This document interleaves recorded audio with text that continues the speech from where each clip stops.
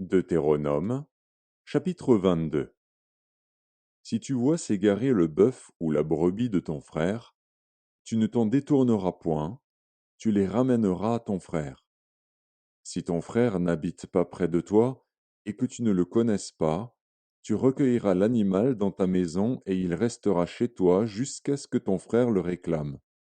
Et alors tu le lui rendras. Tu feras de même pour son âne, tu feras de même pour son vêtement, tu feras de même pour tout objet qu'il aurait perdu et que tu trouverais. Tu ne devras point t'en détourner. Si tu vois l'âne de ton frère ou son bœuf tomber dans le chemin, tu ne t'en détourneras point, tu l'aideras à le relever. Une femme ne portera point un habillement d'homme, et un homme ne mettra point des vêtements de femme. Car quiconque fait ces choses est en abomination à l'Éternel, ton Dieu.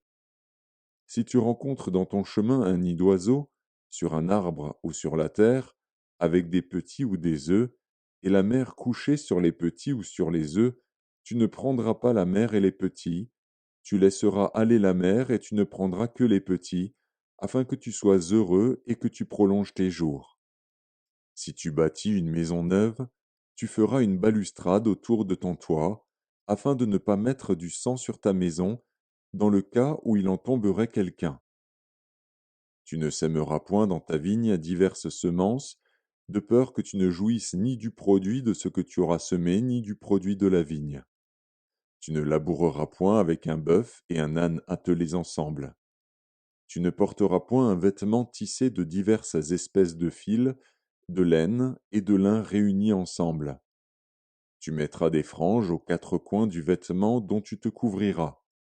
Si un homme, qui a pris une femme et est allé vers elle, éprouve ensuite de l'aversion pour sa personne, s'il lui impute des choses criminelles et porte atteinte à sa réputation, en disant J'ai pris cette femme, je me suis approché d'elle, et je ne l'ai pas trouvée vierge. Alors le père et la mère de la jeune femme prendront les signes de sa virginité et les produiront devant les anciens de la ville, à la porte. Le père de la jeune femme dira aux anciens J'ai donné ma fille pour femme à cet homme, et il l'a prise en aversion. Il lui impute des choses criminelles en disant Je n'ai pas trouvé ta fille vierge. Or voici les signes de virginité de ma fille. Et ils déploieront son vêtement devant les anciens de la ville. Les anciens de la ville saisiront alors cet homme et le châtieront. Et, parce qu'il a porté atteinte à la réputation d'une vierge d'Israël, ils le condamneront à une amende de 100 sicles d'argent qu'ils donneront au père de la jeune femme. Elle restera sa femme, et il ne pourra pas la renvoyer, tant qu'il vivra. Mais si le fait est vrai, si la jeune femme ne s'est point trouvée vierge, on fera sortir la jeune femme à l'entrée de la maison de son père.